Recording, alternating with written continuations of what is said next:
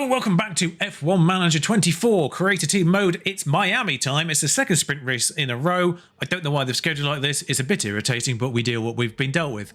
News. Well, the news is the designs have been completed. The bad news is manufacturing is slow and we only have 2 spaces, so we can only manufacture 2 of the new parts right now, and they're not ready for this race. One of them we'll be able to put them on one car for the next race, and both cars by Monaco, which is round 8. We still won't have time to build the underfloor until after Monaco, because we can only manufacture 2 things at the same time. The factory upgrade does go through after Monaco as well, but not in time for Canada, at which point we'll already have chassis design 2 come in and front wing 3 come in. So right on cue really for the front wing there. But as of Monaco, where the side pods are completed their manufacturing, bear in mind we've only manufactured 3 to get to that point. We would ideally like more, at which point we can hopefully switch to manufacturing the chassis and the underfloor second variants. The ATR period doesn't end until way later, so we should be alright on that front in that sense, in terms of not really getting any beneficial new parts in, because we don't have the wind tunnel hours or the CFD hours anymore, because I use them all on the 2 parts we're designing here. Speaking of, there is a problem with the game right now, and I do need to address this, and I know the audience isn't necessarily massive here, but if you are watching this and you are playing this game, you may not necessarily be aware of this. If you've played well into it, you may have noticed that the AI don't develop particularly well, and you will typically end up miles ahead by Season 3. This is because the AI's development is, I'll say broken, but it's weird at the very least anyway. The AI use 5 engineers on every single design, no more no less, always 5, but the AI weirdly only have 10 engineers, which means they only develop 2 things at any given point, which, you know, even we have the capacity to design 3 things, and we split our engineers 3, 3 and 4 to accommodate that. They will only use 5, so they will only develop 2 things at any given point. The other problem is they use 5 wind tunnel hours and 1 CFD hour for every single piece. Bear in mind that we had 90 something wind tunnel hours, and I forget what the CFD hours are, but it's a lot more than that, put it that way. So with that in mind, there is a way to fix this. It does require outside editing help. We'll try to remember to link the Nearabacks video, which shows you how to do it, but there's also a Reddit post as well. The way round it, and if I go over to the facilities tab, you can sort of see it in action, because I suspect your numbers will not look the same as mine on this right hand side. The way round it is to go into the databases that form the game and edit the base numbers. So you, first things first, give every AI team more engineers so they can develop more parts simultaneously. So I've doubled the engineers. I've given them 20. They suggest 25, but I've gone 20 for now because I think 4 is enough. The other thing is reducing the allocated wind tunnel and CFD hours for every team. Now, the allocation obviously goes on grid position, constructor's position from the previous season. So because we're the 11th team, they treat us as being 11th. So we have the most. So before we had 90 wind tunnel hours, now we'll have 25. Effectively 5 rounds of the 5 that the AI will use, because as I said, AI use 5 wind tunnel, 1 CFD. I've effectively given the worst team 5 bouts of that. Now, I've only obviously given everyone 20 engineers, so they probably won't use all of that, but they've got that space if they get a design done and then they can get another one going again before the ATR period ends, then they'll have another round of that if they are 11th. That's kind of my thinking. And then they scaled down up to first position, which I think I gave 5 wind tunnel hours and 1 CFD, which means they effectively only get the benefits of 1 full batch of these unit effects. They only get 1 batch of them per ATR period. And as you can see, the effects are now more potent to compensate for that. The general idea from the videos and the Reddit posts is to reduce the CFD, reduce the wind tunnel and the CFD by 5 and 15 times effectively, and then increase the effects by 5 and 15 times effectively. So whilst the AI is still only using the same amount of units, they're getting more benefit from their units to then be equivalent to what you as a player can achieve with that same allocation. So it brings them up to your level, essentially. while still being limited in the way that they were before by just the game design, which you can't change for some reason. It'd be obviously a lot easier if you could just change the numbers that they use, but that's a lot harder to find apparently, and you can't edit that. So hopefully that makes sense, and hopefully I call it early enough. Obviously we're in Miami, May, so this should keep the AI developing, and most particularly the AI at the back developing faster than the AI at the front, because, as I say, I've allocated 1 CFD hour and 5 wind tunnel hours to the team that finished first, which is obviously Red Bull, so they will only get this benefit once per ATR. The teams at the back effectively get 4 times that, so they get 4 times the benefit per ATR bet, so it should close the gap, which at the start of the game is dumb, as we've seen. The gaps between the front 3 and Mercedes and then Aston, and really RB on occasion, the gaps between the front 3, Mercedes and Aston, are big. RB are just on the fringes of that, and then the gaps from RB to the remaining 5 teams are also huge. Like, we were 17 seconds behind Albon, and then Albon was, I think, 40 seconds behind the RB. The gaps are massive, and I don't know why. So this should hopefully see that change going forward. But anyway, as I say, it's a sprint weekend. I'll try to be quick. Our grid performance here is 17th, so I don't want to get greedy. Once again, we touch down in Miami as F1 returns to the Magic City. We're in the state of year-round summer. The streets of Miami Gardens will come alive with the roar of racing, and the excitement is only just beginning. In this round, the teams have 2 races to contend with both the sprint and the Grand Prix offering the chance to bag some championship points. Stay with us then as the weekend gets underway.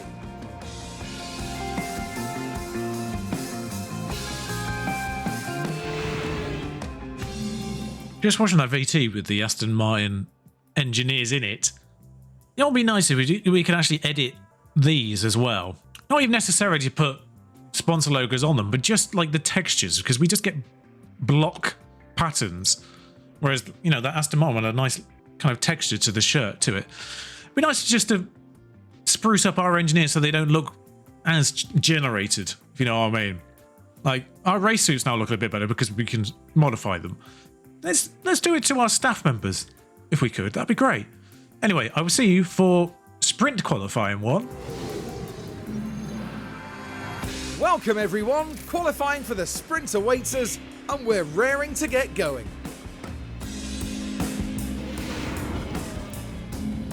Right then, sprint quali 1 underway. And Eagle Eye viewers there may have noticed I have fixed the sponsor thing this time round. No weird overlapping anymore. While we're on that note, I fixed this one behind my face, which you never really see anyway.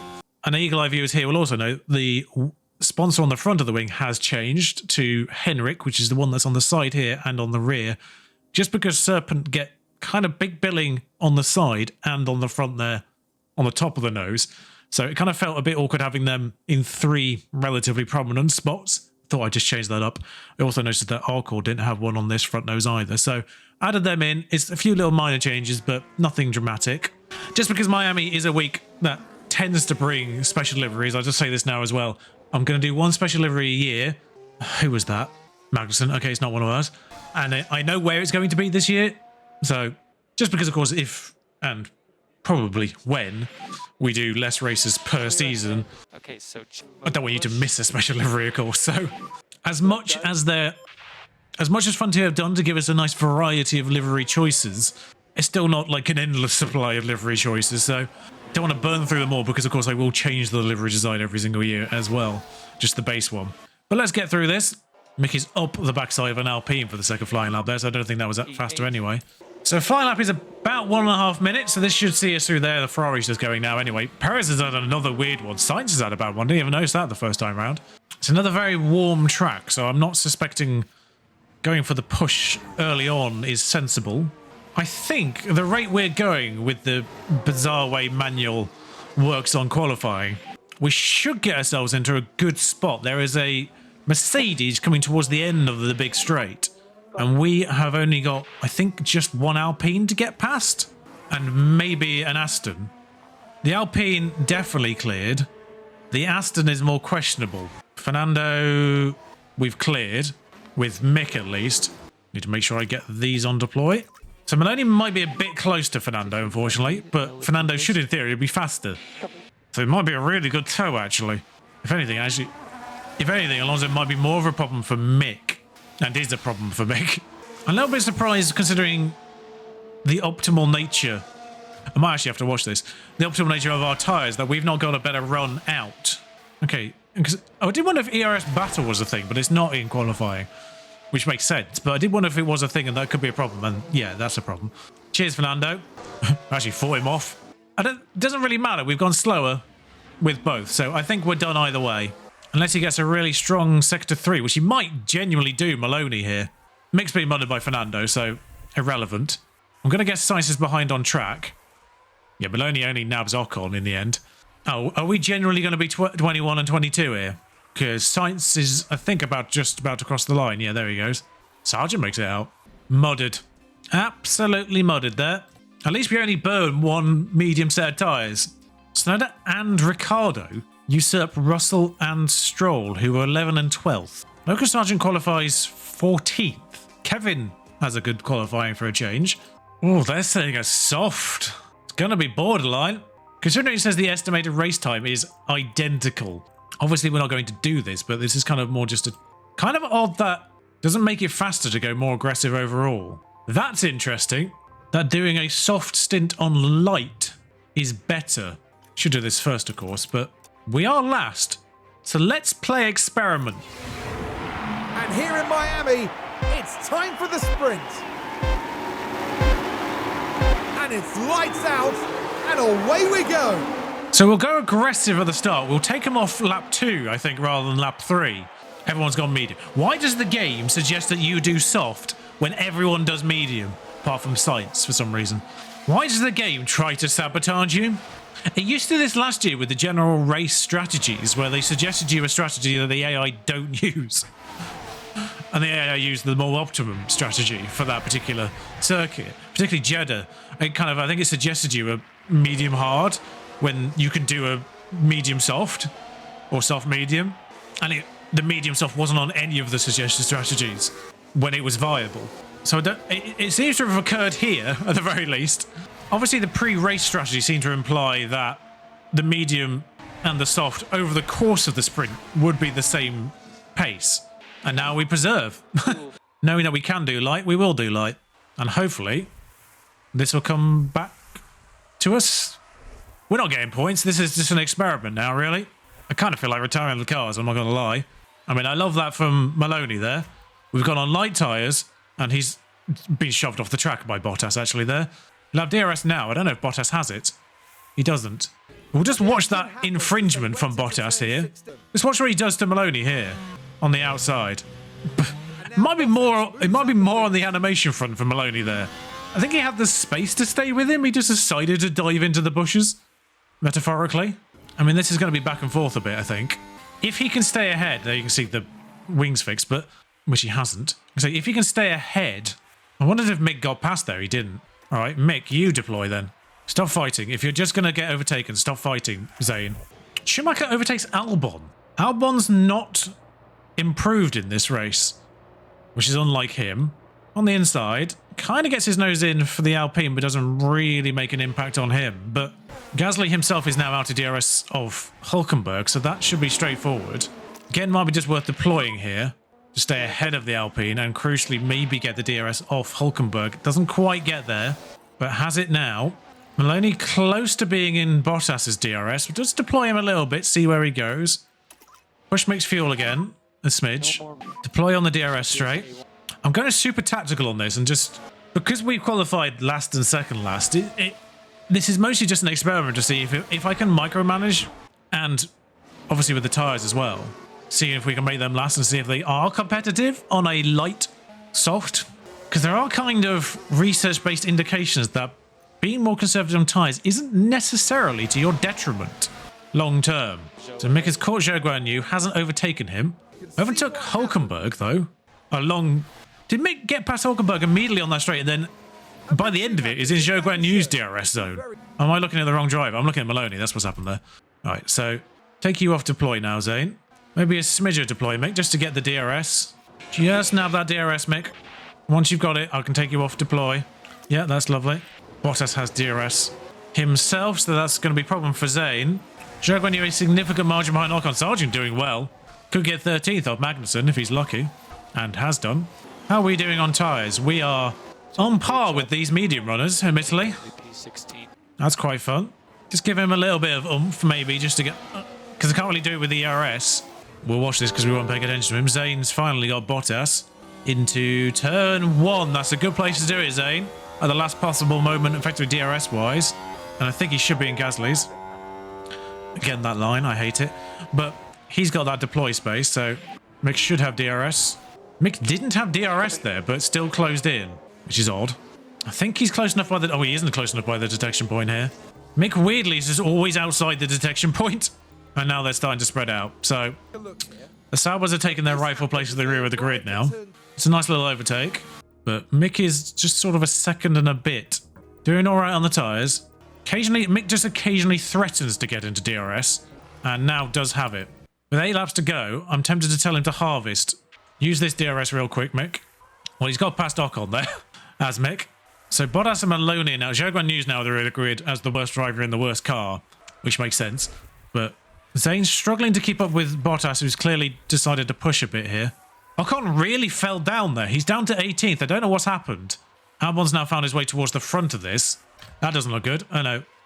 I just saw a yellow flag and then Maloney went backwards. It was Russell going wide though. Ocon's now 19th. What's up with Ocon? Never mind, Gasly's had a mare. Now this was the 7th corner. And unable to do anything about that crash. And that won't do their confidence any good. I don't know why that's a red flag. He's in the track, but he was the last driver effectively there. The only person behind him went past him. That should be a safety car. Because you can go past him. Right, okay. You know what we might do here? Everyone's going to go on a fresh soft. I just know they're going to go on a fresh soft here. And we need those for qualifying. You know what I'm genuinely going to do? Go on the medium we qualified on. Or we can go on the medium and attack like hell. It's only 0.5, 0.6. There's no difference really in it. Do I need 3 mediums for the race? Because I'm massively... not going to get to Q3, obviously, but the experiment's dead because everyone's going to push, obviously, post-red flag. I'll just use the new mediums. Yeah, everyone's on softs now. We've been absolutely mudded by that. Zane was already pushing. Yeah, everyone's on brand new softs, and we're on brand new mediums now. Weirdly, Sainz went on another soft, so he's not going to have any qualifying tyres now. I don't know what he's done there. Flipping Gasly's ruined this. Well, it's a good job Sainz is now leading this final lap because, like I say, his qualifying is going to be absolutely mudded next time out. But it's the final lap for both. We might as well deploy them. We've just burned through these tyres because why not? Our drivers actually haven't been as mudded as I thought they would be, frankly. Mick's maintained 14th. I can't remember if he was 14th before. That might actually be an improvement. Gap ahead, 0.9. And Zane hasn't gone backwards. In fact, he has gone through Bottas and Hulkenberg. I didn't even notice he gone through 2 drivers. I knew he got Bottas. I didn't see he got through Hulkenberg as well. So something to play for, really. It's no points, but it's pride in a sprint to get 13th. Would technically be our best finish. And the first time that we genuinely were the best of the rest. You know, taking that top 12 as the top 12. Which are impenetrable, seemingly. Snowden about to steal a point from Red RB. I keep getting that wrong.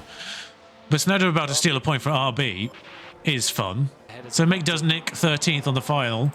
This would have been more fun if we could have done it the way around. But generally, I think if we'd been on a soft at the end there and we were, you know, as player drivers, you have the nous to just say, oh, you can push every single lap from here. We've only got Sargent as well. I didn't even notice that. But I don't know how sprints factor into countback, but that is a 13th. Oh, so Carlos Sainz earns those 8 points and Yuki earns 1. Mick went up 8 places. Utterly unnecessary, no points in it. Hello and welcome to the much anticipated qualifying session. The Miami International Autodrome has some lovely long straights, but a driver still needs to have total trust in their car setup to get a fast qualifying lap. Turns 14 and 15 in particular are the ones that catch the drivers out in qualifying. And of course, there's the Williams driver. Crew, how do you That's our driver today? Neither of the team's drivers have brought home many points so far, so they'll be looking to change that as soon as possible to prove their worth on track. I don't know why. I don't know why we were so bad in SQ qualifying.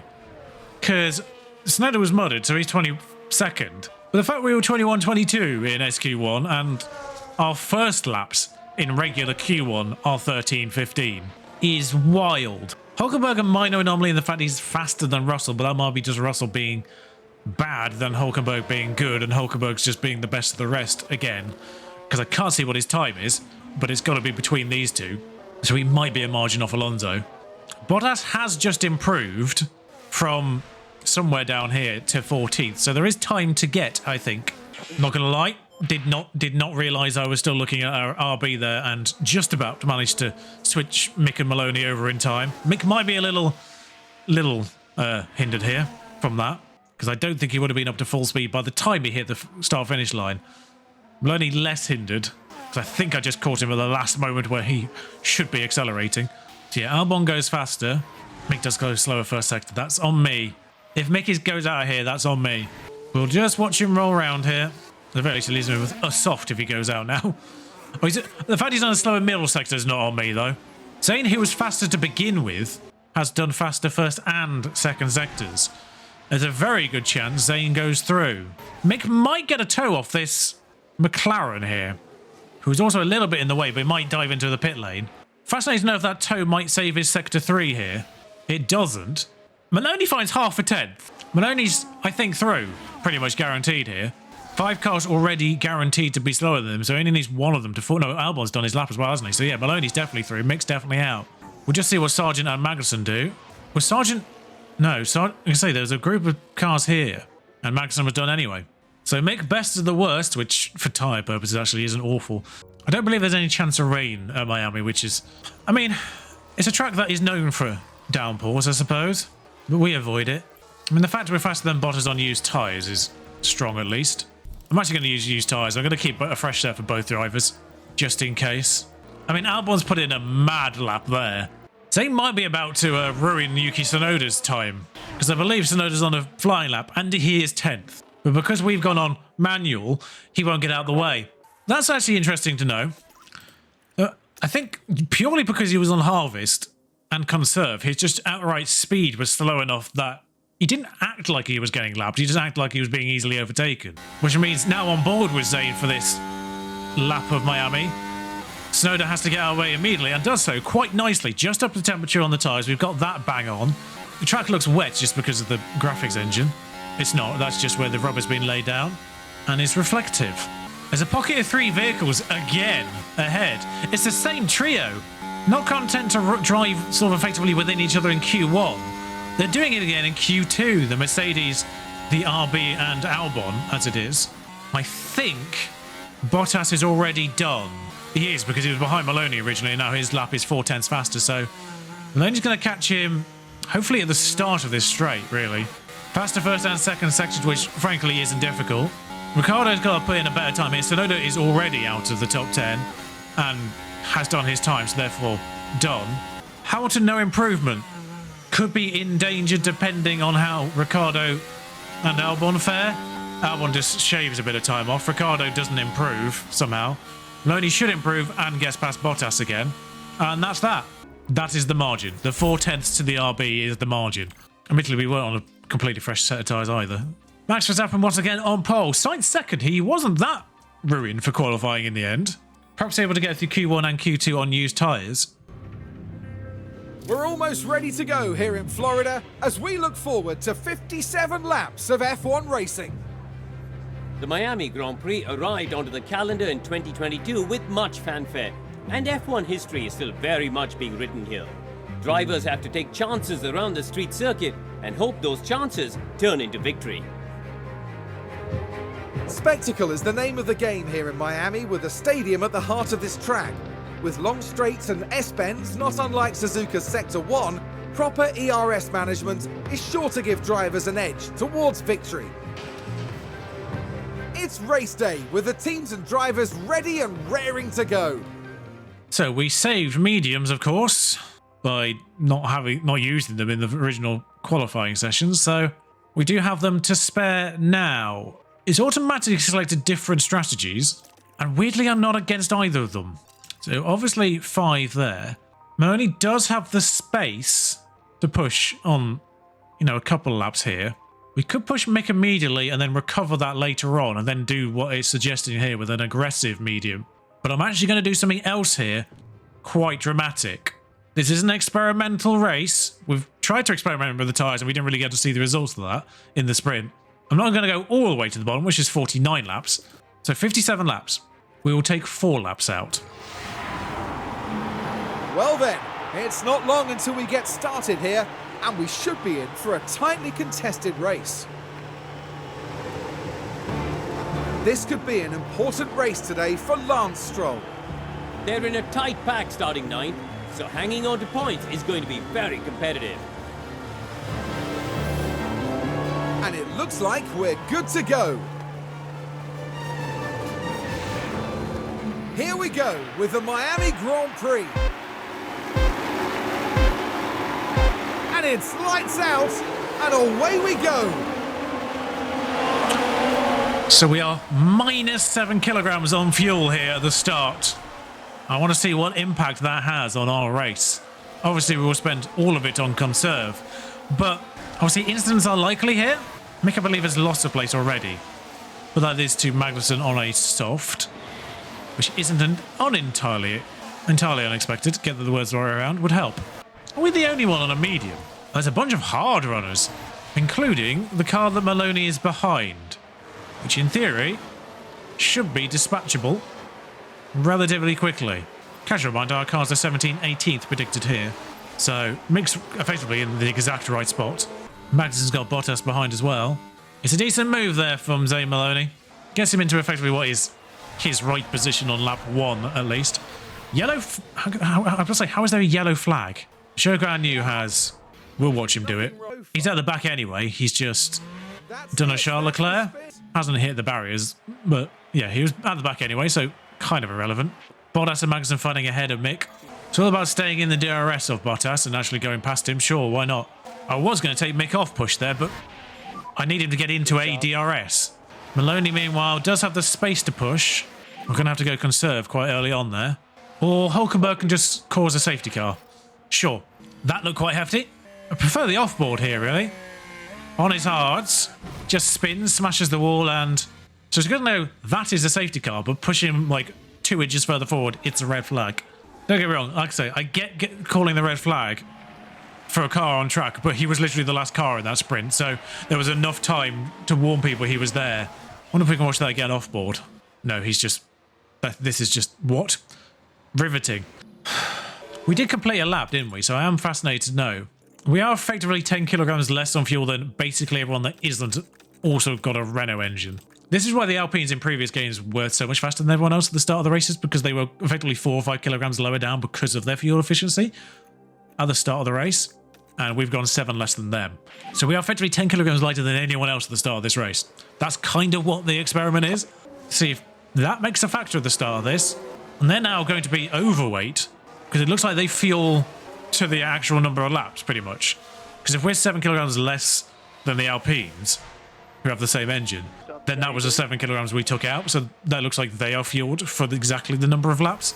Bottas and Zhou came in for pit stops. Why? I kind of get Zhou because he might have damaged his tyres when he did the spin. But that realistically hasn't saved anyone's tyre wear. Like, that's not saved them a pit stop. They've only gone 2 or 3 laps further, or less on them. Safety car's got to come in this lap, surely. Yeah, we're only on lap 5 now. That's not really going to change anyone's strategy, surely. Right, repush. I did wonder if the safety car attack lines actually got going before we got round this bend or not, but Mick on the back of Magnussen goes up the inside of Magnussen straight away and doesn't make that stick. Everyone will be pushing again now. DRS, of course, disabled for 1 more lap again. Mick attempt 2 here on a Magnussen that is not keeping up with Albon / Maloney. In fact, I probably ought to be looking at Maloney, judging by this in the distance. Albon already detached from the RBs that 11 and 12. Shocker. The RBs largely just race their own race and hope that somebody in front of them doesn't make the top 10 or has an absolute nightmare on strategy or something. Because they are comfortably just an 11th and 12th as a car. I don't think we're close enough to actually make an overtake work just inherently with either the driver there. I'm not actually going to go conserve on fuel anymore for a little bit. Just because we have saved 3 kilograms because of the safety car, that's done half of our conserving already. We'll watch Maloney and Albon because I didn't actually really see that live, but Yeah, no DRS, of course, because as I say, they have detached from the RBs. This might slingshot Zane into DRS with the RB there, who's on a hard tyre. This, if we stop deploying ERS now as well, this could make Maloney's race, as Mick behind got Magnussen and I wasn't paying attention to him. Yeah, Magnussen on the hard as well. Is it? Do they just have red rim tyres? No, he is on a soft. Hulkenberg was on the hard, and I didn't think both Hasses were on the hards. I don't know what confused me there. We'll just keep an eye on what happens with the fuel over the next 5 laps, let's say. Because we will get lapped at some point, which will save us 1.8, I think it is. So we only really need to recover to 1.8 under, or really 1.5 to feel safe. But Magnussen and Schumacher are that much detached that this is going to be a bit of a back and forth. Hoping Magnussen didn't catch that DRS there. He didn't. And this might put Mick into the DRS range ahead. If we're lucky. No. Behind at that detection point is crucial, though. A little bit squeezed out, and that has compromised his attack into turn 1. Is he going to be opportunistic enough to stick it up the inside? He is. And Muggs. Absolutely Muggs Magnussen. There's a yellow flag there. Russell and Alonso both dropped places there. We watched that live. I haven't watched the replay. I want to know what the yellow flag was for. And this is where our problem lies. Maloney has got into the DRS train that starts with Ricciardo. And is obviously fast enough to stay in that, as is Albon. Mick cannot catch that pace. There's no way I can get Mick, especially on a medium, to keep up with that. Because that is Stroll/Ricciardo driving this pace. It's worth saying we are well separate from Gasly. I was about to try and see if it was worth harvesting a little bit. Maloney now is outside DRS. I think he's outside DRS because somebody got a run in DRS ahead of them, which just pushed him out of it. And that's brought Albon through, unfortunately. But that'll be a bit of back and forth. Interestingly, Mick is through Magnussen now. I thought this would be a bit more back and forth, but Mick, here's the overtake. That's put him ahead permanently, seemingly, because he's now 1.8 clear of Magnussen. Meanwhile, Maloney is still on the tail. It is worth noting, Maloney does have a chunk of soft tyre here. Because obviously we pushed him early on in this stint off the line, which we thought would take that chunk out. But because of the safety car, that's been re-recovered. He might be able to go aggressive for these next 2 laps before he pits. 2 and a bit laps now. Especially if he wants to get in the DRS of... In fact, I might actually send him on attack rather than aggressive, just to get the DRS, and then I can stick him on aggressive rather than attack. It has to be said, we've gone 5 laps now, and the fuel's only gone from 4.2 to 4.0. That's not going to get to 1.8 without conserve. Maloney is with Albon. He's already taken him once and been overtaken. Magnussen now pits. We pit Maloney next lap, apparently, but honestly, these tyres might be good for 1 more after that. Could give him a bit more of a buffer to go aggressive on the mediums at the end. If we push him a lap, don't push the fuel, but just take him off conserve for a moment. Oh, no, he was going 1 more lap anyway, so that's fine. So Mick is 9 seconds clear of Sargent, which is growing ever longer now. Completely wasn't paying attention to Maloney's pit stop there. Now it's come out ahead of Albon. They pitted at the same time. So it looks like Zane and Albon are on the exact same strategy. Magnussen pitted early and has got a bit of an undercut going. Magnussen's done soft and pitted early. Is Magnussen doing a 3-stop?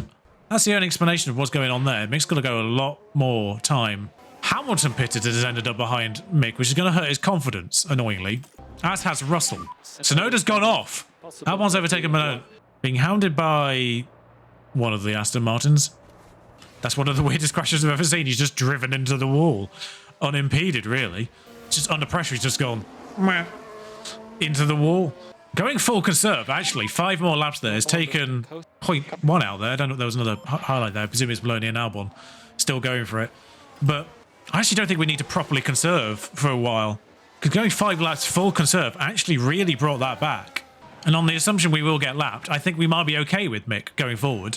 And knowing that we can take 1.2 back, at least, by going full conserve in 5 laps. If we need to, we can do. So that's what, 12, 15 laps maximum, really? We'll definitely get that all back on conserve.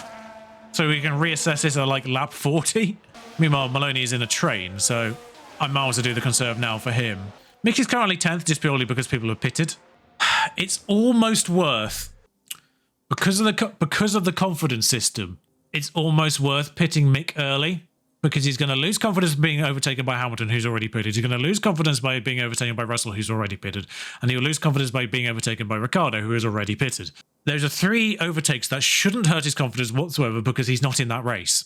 I will make my decision whether to pit Mick this lap on whether or not Hamilton overtakes him by the end of it. On a hard, because then he's got another 4 seconds to Russell and he might be able to stay in the DRS. Yeah, Hamilton's going to get him here, actually. There's no 2 ways about it. Hamilton will get him here, so there's no point pitting Mick here because he's going to lose his confidence regardless. But, see what I mean? Look at that confidence chunk he lost there. Look at that confidence gain he got back. Not the same amount. So this is a train from Bottas and Zhou, obviously, who pitted early on, but Bottas, who pitted early on under the safety car as well. Might take him off conserving here just to make sure he stays within the range of Albon. Yeah, stay behind Hamilton here, Mick. I think he's lost just enough time that he'll DRS back in, or not have the DRS at all, apparently. I think what I'll do then, because of that, look what being overtaken by Hamilton did to his confidence. He went from there to there, effectively, because he re-overtook him at one point. I'm pitting him now to save him from further. Go all out attack. Make sure you don't get taken by Russell. How much freaking time has Russell just gained? Delay it another lap then, because you'll get that DRS. Or not. Nope. Back to this lap, Mick. How did he lose an entire second in 3 corners? I do not know. That is the confidence system in full effect there. Russell's on fresh tyres, don't get me wrong, but that is the confidence effect in full force. It's absolutely ruined his confidence. He's gone a second slower than he did the previous lap because of that confidence, essentially. Because he maintained the gap with Russell the lap he re-overtook Hamilton.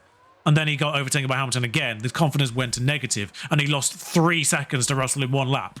And then another second once he was overtaken. So 4 seconds, really. So, yeah, we just don't go full 4 on this stint. We'll go 4 at the start and 4 at the end, but we'll go conservative in the middle of it, I think. We'll get Zhou Guan Yu. We'll get that confidence. How is that very low now? That's rude as well. How did that go to very low? Oh, because Russell overtook him. Yeah, that's why. So now there's no way to get his confidence back other than doing personal bests. Great. At least he's out of very low. Maloney's confidence is now very low as well because he's been in DRS trains. Tsunoda has a mechanical fault. That's fun. Let them overtake each other naturally, it seems. And now we'll just tell them not to fight. That's got Mick's confidence back to medium, but Maloney's couldn't be any worse if it tried. At the very least, he'll be able to DRS him along a bit. Magnussen pits early again. Has an issue. Bring that back to standard now. Tyre wear rise. Might not be able to push him at the end of that stint. Don't forget Mick was running with Albon before the pit stops. No, Maloney was running with Albon before the pit stops. And now they are about 10 seconds behind. Confidence. I mean, at the very least, it's going to keep the length of this episode down considering we had a sprint in it to begin with, but we're not fighting anyone. Albon's pitted early the second time. Interesting. Yeah, so I think Mick will be on par to get to the soft now. He just couldn't get to do what he wanted to do. Are we lapped, by the way? Like a cup soon. Nearly. We'll be lapped when we pit if they haven't yet. Okay, no. Norris is effectively the leader at this stage. Hamilton now has an issue. Oh, that's fun. He's not that far ahead. He might pit at a second time, though. He has. So he didn't give me the pit command there, so we'll send him on aggressive and get on his way. A few more laps. We might as well just get that conserve in with Mick. There we are. That'll do us. Because we will get laps, so that 1.8 is fine. I wish I could pit earlier with Mick. So Noda's mechanical fault's getting worse. Maloney's come back out behind Magnussen. Oh, is he genuinely 20 seconds behind Magnussen? Because he was undercut. Cool.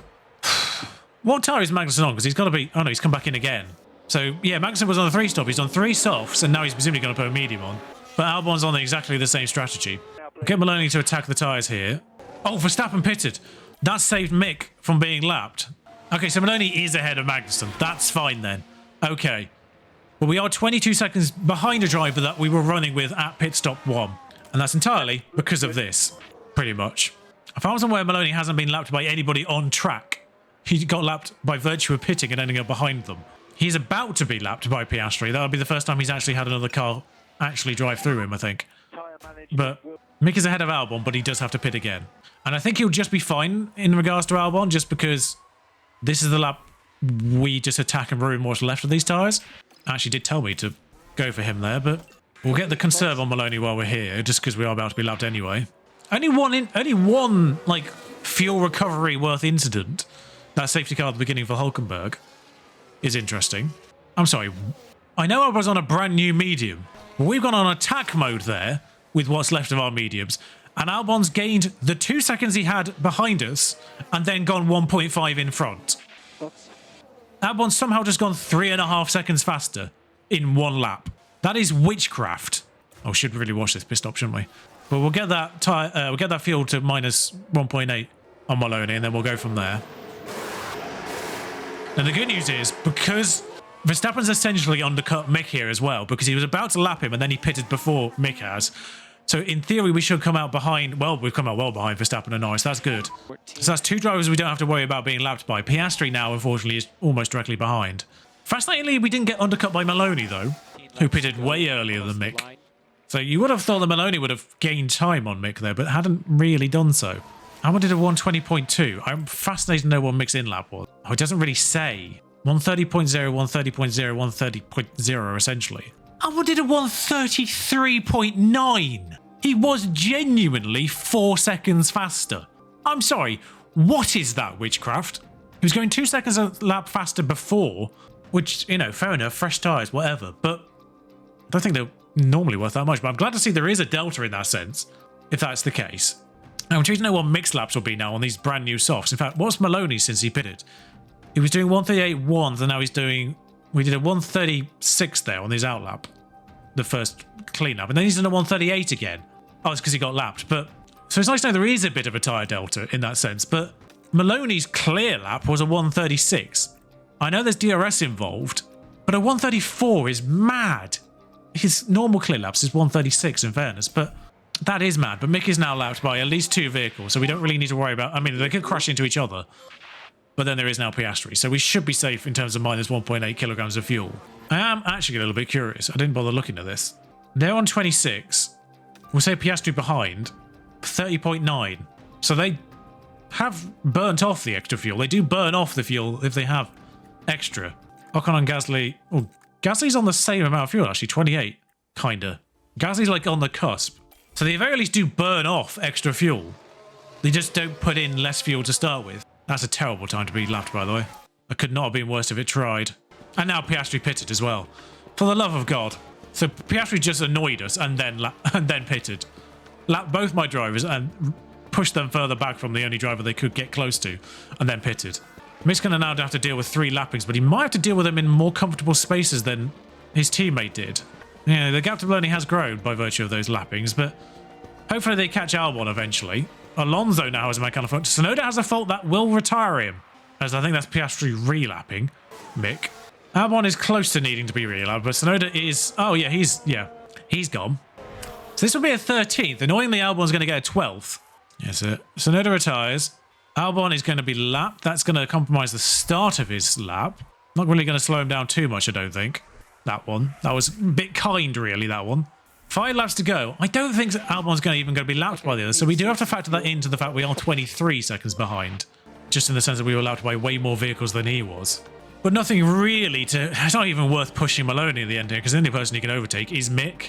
Yeah, we'll just let them drive around this last lap. There's no real point going for anything else now.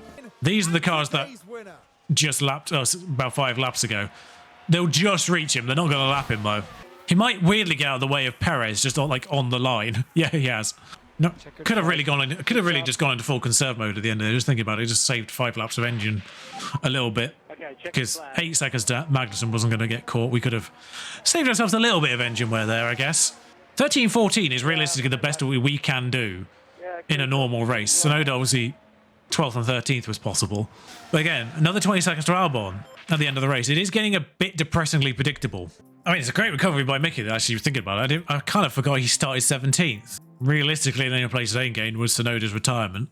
I wonder what this does for countback, though. Yes, Mick does get Hulkenberg, and by virtue of having a 14th place finish, does bring Zayn ahead of Magnussen, Sargent, and Gasly. So both of our drivers doing better on countback now. A 12th place finish brings Albon ahead of Valtteri Bottas too. And as for the team as a whole, we do get Haas as a result of that. And we are now in 9th. Still 0 points, but we are now in 9th. Not challenging the pit stops, though. Oh, Sauber just got a bunch. That's annoying. Yeah, our pit stops are bad. Oh, Zayn actually had a bad pit stop. That's why he was so far behind. And behind Mick in the end. I didn't even realise he had a pit stop issue. I kind of zoomed past that. because we were in a bit of a holding motion with the race. Hey, Mick actually goes to 78. Weirdly not seeing a regression on Mick like other people have. Maybe they're just not treating him right. Odd that our mentality's gone down after arguably our best result. I say arguably, it is our best result. So by the next race, we will have side pods, which, considering we've failed side pods here on Mick, we will change. Front wing there's fine. Yeah, so we will have two of the new design side pods for Emilia Romagna. So we might as well change the design on Mick there rather than giving him another of the old spec. And then Zane can have a side pod, provided we don't damage any, of course, in Emilia Romagna for Monaco. And both of them can have the new suspension for Monaco as well. Oh, actually, we had one of the new spec suspension for Miami there. We just only had one. But by Imola, we'll have another suspension. So Mick will have 2 new car parts next race. We'll give them to Mick. And then for Monaco, Zane can have the new spec as well. And very shortly, we'll be able to actually manufacture them all. But both drivers up in the drivers by virtue of count back. That's nice. It looks a little bit better to be 15th and 18th. And of course, board-wise, they are happy. They were disappointed in Jeddah, but they were delighted with the last 3 races. So, as long as we don't go into debt, which can be a bit of a spiral, we should be board confidence high. And we are now on target. Interestingly, by the way, the long-term objective is 2028. It's quite a long-term objective, if I'm honest. Score points in 50% of the races. So, but that's that. We'll see you for Imola, which isn't a sprint race for the first time in 2. So, that'll be next. Thank you for joining me. If you enjoyed this, experiment-wise, I've no idea if we actually fared better by putting less fuel in or not. But certainly didn't seem to hinder us, did it? But thank you for joining me. Until next time, if you have enjoyed this, do like, comment, subscribe. You know the deal. Until next time, ta-ra.